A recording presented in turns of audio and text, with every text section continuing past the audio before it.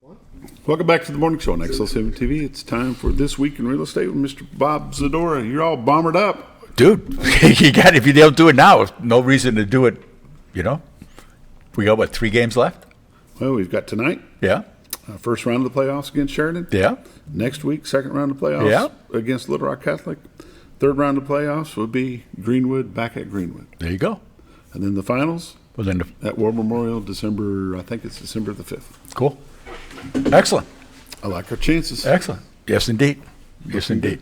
Kids look good. Coaches look good. That's all, They played very well this year. We've had a change in regime. We've got the new president-elect, and he's moving and shaking already. Things are Yes, he is. stirring up. Yep. What's stirring in the real estate business?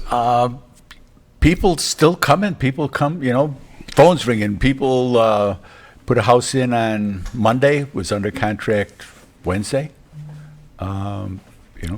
Stuff is still moving forward. Mm-hmm. Things that are coming up, sold before listed type things. Agent talks to somebody, say, we were thinking about, I got a guy. And boom, get things set up, and they work. That's a good thing. It is a good thing. But the market's been, it's still been moving forward. It's been a few more houses than last year. Last week it was funny because the number was exactly the same for how many it sold last year and this year. But we're up a little bit. But the prices were up. I was at the mayor's quarterly meeting yesterday and talked about how they've changed over the years, going from 19 to where we are now. And people were really like, they didn't realize how much the prices and the number of homes had changed over that period of time. COVID was a big draw for here because people were looking to get away from where they were. Mm-hmm. I think that was part of the fear going into the election. Are we going to leave? Are we going to have to leave? Is this going to happen? Is that going to happen? And so everything just got really snug there for a while. But I think that we'll see things loosen up a little bit. We'll see more people saying, okay, things are good, things are bad, but at least we know we have a better idea of what they're going to be. Mm-hmm.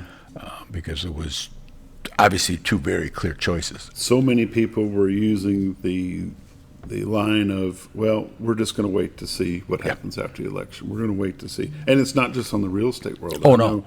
know, folks in the HVAC, but, well, we're just going to hold off and see what we're going to do until after the election. Sure. I'm sure you saw it here in advertising and stuff. Yeah, absolutely. As far as people are a little bit tighter with their dollar Yeah. and not knowing what was going to happen, how it was going to happen, so therefore they didn't want to spend any dollars, which is good. Yeah. So it's understandable, I'd like to throw this out real quick. We had a number of people that were able to move here because of the fact that we had rural high-speed internet. Yes. And through the Next network, that made that happen, and it was good timing on that. However, over the last couple of weeks, I've been hearing a lot of folks say, well, you lost your high-speed rural internet. We did not lose our high-speed rural internet. Right.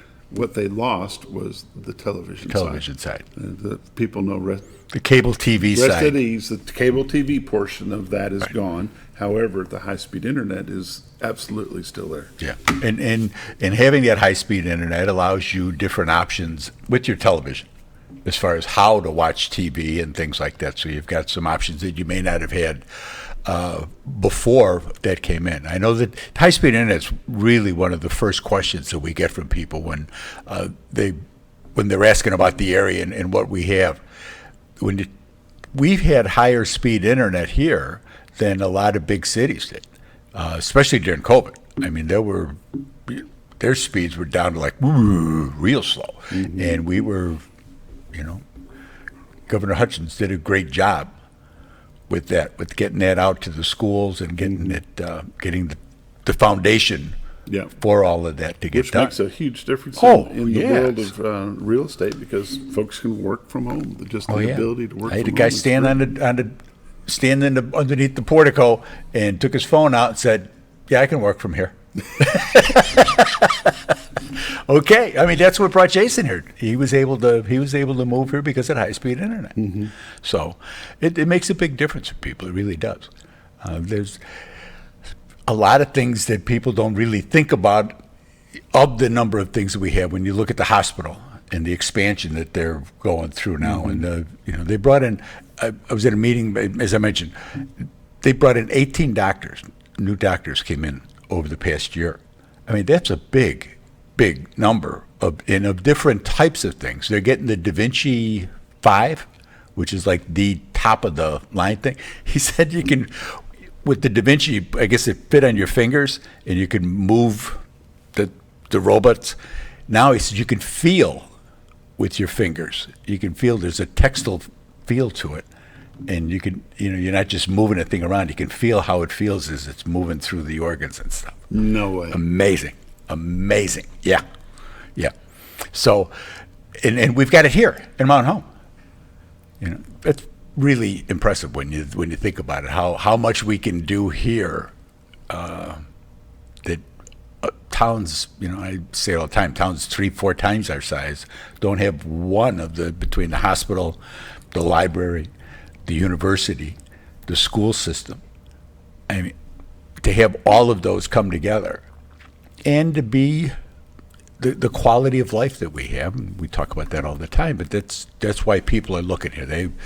That's what they're looking for. And we've got the topography. It's not all, not all Southern Illinois or Ohio where everything is, like this desktop. We've got the rivers, we've got the lakes, we've got the hills and the valleys and things like that. You get different textures of land as you go through. You see it on the pictures from the deck. The hills and valleys and stuff. So that a lot of people from Colorado really relate to how we are here. And obviously we don't have the mountains, but just in general, the general feel for how things are. Like, I guess there's nothing flat in Colorado either. What seems to be drawing folks here? The quality of life, the environment? It is. It's the quality of life. It's the water. If you're from the West and you see the amount of water that we have, and they see it as just kind of going like downstream, like, wait, we could use that. Bring that back. Hold on to that. They're really amazed. You go by and see the lakes as full as they are, and even before the rain. But because all of their reservoirs, with the droughts that they've had out west, they're really hurting. And to see the amount of water that we have, that really gets their attention. You drive them across either like the 101 bridge or across the dam, and for them to see that much water, it's like, wow. That's the type of thing. I always mention the schools, because whether you got kids in school or not, it's the quality of the kids coming out of that school and the parental involvement in that school, that affects everything else. That's why there's no gangs here. There's no a lot of things here that there are in other places. Or if there is some, it's a very small piece of the pie, a few crumbs. It's not a whole slice of the pie. And that makes a big difference. That adds to your quality of life. When you go to Walmart and here's some tatted up biker dude holding the door for grandma to let her in, that makes a big difference when people come and they see that. It just really does jump out at you. There's no bottle gangs, there's no graffiti. We're in good shape. Thank you. Like it. Yeah. Let's take a look at some numbers. This week in real estate, I disappeared. Come back here, you. There you are. This week in real estate, there were 31 new listings came on the market, 3 commercial properties, 12 parcels of land, 16 homes came on the market. That's down a little bit, but I think that was kind of to be expected. The average price coming on the market was from $105,000 to $1 million. 2 of them are taking backups. There were 42 sales, 1 commercial property, 8 parcels of land, 33 homes sold. The 33 homes sold in a range from $52,000 to $740,000. The average sale price this week was $233,000 with 75 days on market. And that came out to $7.6 million in residential real estate closed this past week. 18 properties expired. There were 25 residential price changes. And currently we have 367 homes listed on the MLS, and you're able to just walk in and buy. Year-to-date comparison. For 2024, there's been 978 homes have sold, 90 days on market. The average sale price this year has been $241,000. In 2023, there had been 970 homes that sold, with 86 days on market, with the average sale price at 228. In 22, there was 1,055 homes sold with an average sale price of 220. 2021, there was 1,135 homes sold. The average sale price in 2021 was 199,000. In 2020, there was 1,072 homes sold with an average sale price of 167. And 2019, year before COVID, there were 997 homes that sold, 132 days on market. The average sale price was 148. So, I mean, it just shows how things have gone, and it's supply and demand. Bigger homes being built, bigger homes being sold, and just the cost of construction, the cost of all that adds up. The labor market, so it forces the prices up even on established homes that have already been built. There's more of a market for them, and that pushes that up. And it's all supply and demand. It's just really pretty basic economics. Interest rates are in the mid sixes. We'll see what happens with that. There may be, low sixes, high fives may be a goal now. Mm-hmm. I don't think if we get back into the threes, something's gone desperately wrong, something else, and they're trying to jumpstart the economy again. So, sometimes, oh yeah, we need to be 3%. Yeah, but that means something else has occurred for that to happen. There's a cause and effect with everything, especially with finance, especially with real estate. But it's there. It's there. Yes, it is. And we're moving forward. We're blessed with a lot of great clients who recommend us, who aren't afraid to tell their neighbors, who tell somebody in church, who tell, somebody who mentions they're in, the mill having dinner with somebody, and somebody mentions that they're going to be looking to sell their house, and the guy says, hey, you need to call Bob and Linda. They sold us, they represented us when we moved here. They were our realtor. Those are the kind of things those are priceless. I mean, we advertise here, obviously, we're in a lot of different things that we do, but that word of mouth is truly priceless. You just can't beat it. As your commercial says, it only takes one. That's right. And that's what it's all about. How do they get you? Call Linda. She's at 870-405-0793.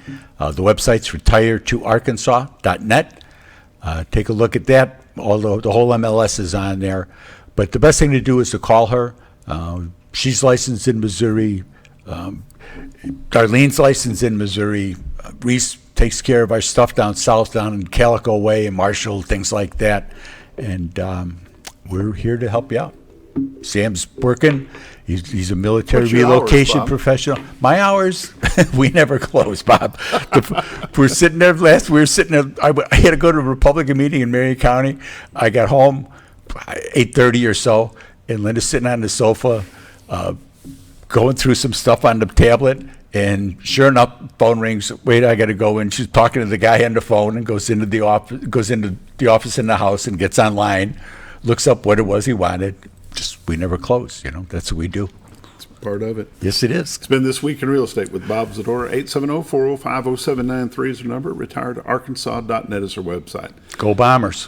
Go there, click on MLS listings, see what's available, and pick up your phone. Call Miss Linda. Don't call Bob. Call Miss Linda.